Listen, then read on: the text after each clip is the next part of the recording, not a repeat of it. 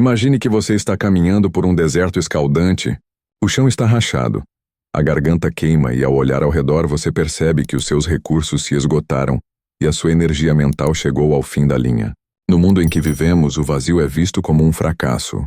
Ao olhar para a sua bolsa, você percebe que só resta um último gole de água e um punhado de farinha.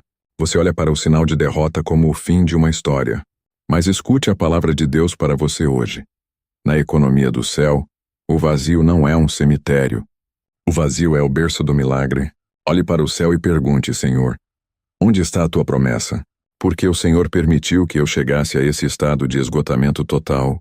Às vezes Deus permite que cheguemos ao zero absoluto não para nos abandonar, mas porque, enquanto ainda temos algo em nós, ainda confiamos na nossa própria força.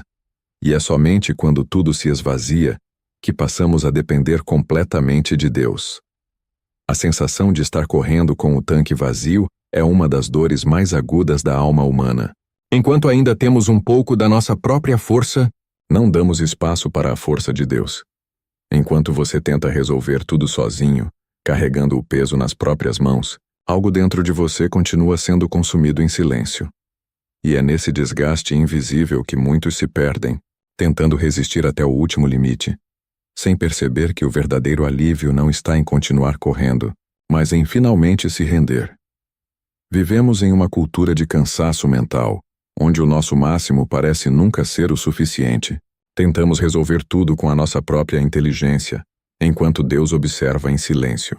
Mas chega um momento em que você olha para o céu e admite: Senhor, eu não consigo mais. Cheguei ao meu limite. E é exatamente nesse ponto de rendição que algo começa a mudar. Porque quando a força humana se esgota, abre-se espaço para algo maior agir. Mas escute o que eu vou te dizer agora. O seu vazio não é um sinal de que Deus te abandonou. Na verdade, o vazio total é a única condição que o céu exige para se manifestar. Quando você chega ao ponto de dizer: Senhor, eu não tenho mais nada, é nesse exato segundo que o sobrenatural recebe permissão para entrar na sua casa. Hoje nós vamos caminhar pelas terras secas de Sarepta e entender por que a sua temporada de escassez é, na verdade, o início de uma abundância que a sua lógica humana jamais poderia produzir. Deus não te levou ao limite para te destruir. Ele te levou a uma preparação estratégica para um avanço que você nunca imaginou.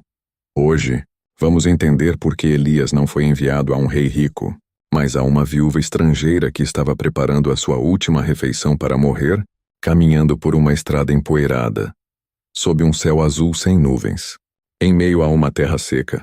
Prepare o seu coração, pois o que você chama de fim é apenas o espaço que Deus precisava para criar um novo começo. Porque Elias, o grande profeta, não foi enviado para a casa de um homem rico em Israel para ser alimentado durante a seca, porque Deus o mandou quando uma seca terrível assolava a terra. O profeta Elias estava sendo alimentado por corvos junto ao ribeiro da casa de uma viúva estrangeira, em uma cidade chamada Sarepta, que também estava morrendo de fome. A resposta revela: vá ao riacho Querite, mas o ribeiro secou. Deus então dá uma ordem inusitada: levanta-te, vai a Sarepta e habita ali. Eis que eu ordenei ali a uma mulher viúva que te sustente. Esse é o primeiro mistério do agir de Deus. O suprimento espiritual exige o vazio físico. Deus queria demonstrar que o milagre não depende da força humana para se sustentar. Pense na psicologia dessa ordem. Se você fosse Deus, enviaria o seu profeta para a casa de um homem rico em Israel, mas o milagre não depende da sobra de ninguém. Ele depende da obediência de quem não tem nada. Elias encontrou aquela mulher no momento mais dramático da vida dela. Humanamente faria mais sentido enviá-lo a alguém com celeiros cheios, mas Deus envia Elias para uma estrangeira, em uma terra idólatra. Ela estava colhendo 2 gravetos para preparar a última refeição para ela e para o seu filho, e depois a casa de alguém que estava no nível 0 de recursos. Por que Sarepta? Porque Sarepta significa lugar de refino. Sem isso, eles esperariam a morte. Note a psicologia do último resto. É aquele limite onde o esforço humano se extingue e a dependência divina se torna a única opção restante. O vácuo físico da viúva era o cenário perfeito para provar que a provisão espiritual não depende de condições. Talvez você esteja vivendo hoje o seu momento de 2 gravetos. Você está tentando esticar o que sobrou da sua paz, o que sobrou da sua força, mas o milagre não depende de condições favoráveis, e sim de uma obediência radical. A viúva estava recolhendo 2 gravetos para cozinhar o que restava para ela e seu filho, e então apenas esperar a morte. Mas entenda, essa sensação de estar andando no vapor não é sinal de abandono. Era o limite da sua paciência e das suas forças. Ela estava no limite do esgotamento emocional, mas é exatamente nesse limiar do nada que o sobrenatural encontra a sua porta de entrada. Quando Elias pede primeiro um pequeno bolo, não se trata de egoísmo. É um teste de confiança. O ponto não era o pão em si, mas em quem a viúva escolheria confiar acima de tudo. Esse momento funciona como um preparo para uma mudança profunda. A lição de que a provisão não depende do canal, mas da fonte.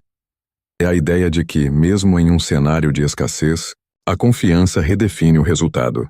O canal pode secar, o banco pode fechar, os amigos podem partir, mas a fonte permanece. É nela que está o milagre. Seja no extraordinário ou no pouco que ainda existe em suas mãos.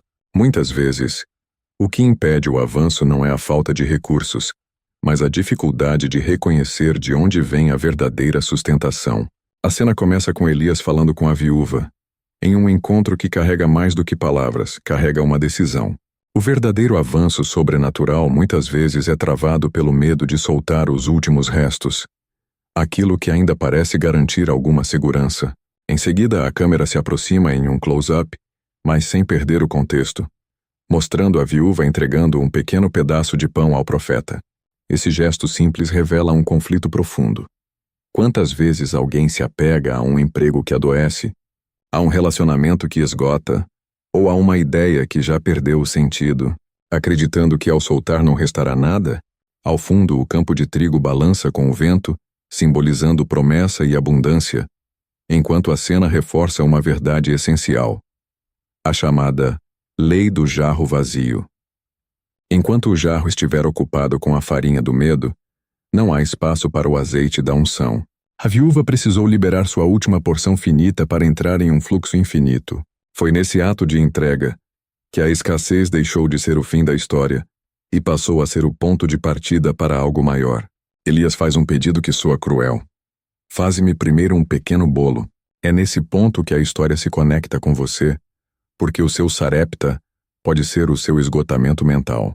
Você sente que não tem mais nada para entregar, que o seu azeite acabou. Mas a palavra Deus hoje é claro, não temas. Parece contraditório. Como Deus pode pedir o último resto de quem já não tem nada? É aqui que entra a lei do cântaro vazio. Enquanto ainda há apego ao pouco, não há espaço para o novo. A crise que você está vivendo não é um acidente de percurso. É um preparo estratégico para algo maior. Deus permitiu que as fontes humanas secassem para que você parasse de depender de recursos instáveis, como poços que apodrecem, e começasse a buscar uma fonte verdadeira e constante. Ele não pede aquilo que você tem em excesso, mas justamente aquilo que parece ser o seu limite. Porque é nesse ponto que a confiança deixa de ser teórica e se torna real. Ele pede o que você tem de último, porque é na liberação da fonte da vida. O seu vazio total é a arquitetura da sua próxima vitória. Não olhe para a escassez da botija. Olhe para a autoridade da palavra que diz: a farinha não acabará. É justamente no momento em que você entrega o seu último recurso que se revela onde está a sua confiança.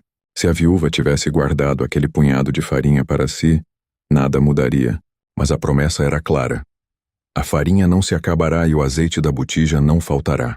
Se ela tivesse agido pelo medo, teria comido uma última vez e depois nada restaria.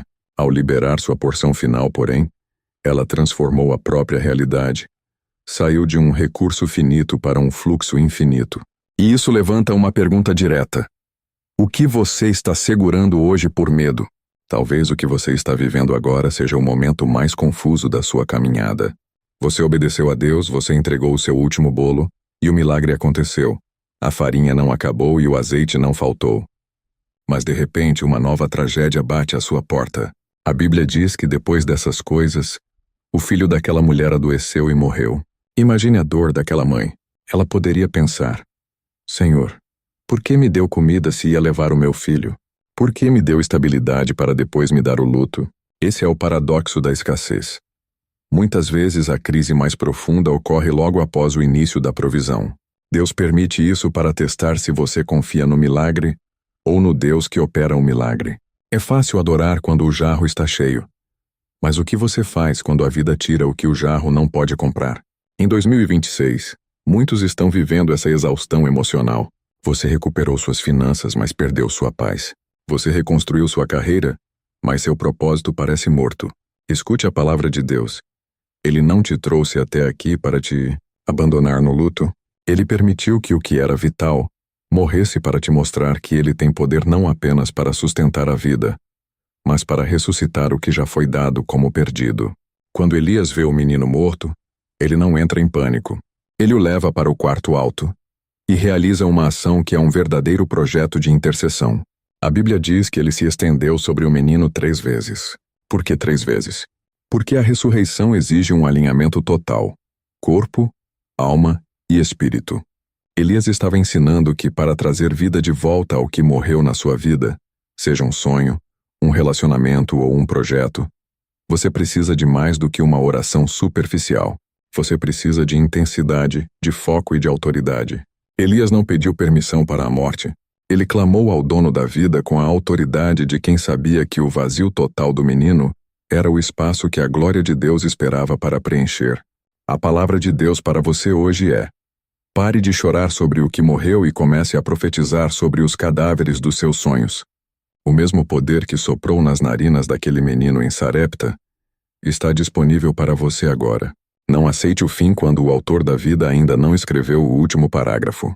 A vitória da viúva de Sarepta não foi apenas ter comida na mesa, mas ter a autoridade restaurada em sua casa. Ela termina a história dizendo: agora nisto conheço que tu és homem de Deus, e que a palavra do Senhor na tua boca é verdade. A sua temporada de reserva de emergência, onde você sente que está correndo apenas com o que restou, é o seu campo de treinamento para a autoridade espiritual. Você deve permanecer no lugar da fome, no lugar da prova, até que a palavra do Senhor te mande seguir em frente.